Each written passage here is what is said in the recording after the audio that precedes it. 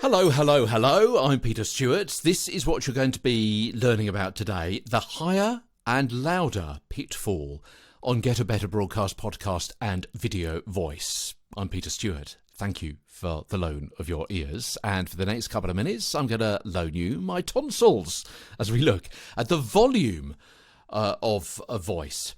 Now, actually, we're going to be going into this in much detail much later on in the course about projection, about energy, about volume, about loudness, and so on. But for now, let's take a glance at volume's relationship with pitch, because there is a potential pitch pitfall of using volume for emphasis instead of pitch.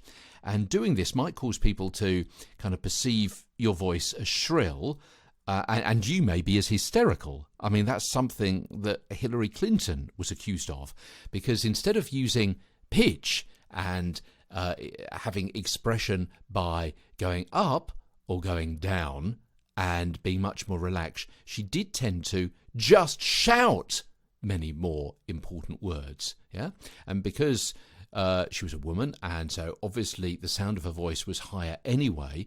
When she used more volume, she sounded much more shrill, and arguably, some people said, during the presidential election race, unpleasant to listen to, or a little bit manic, potentially.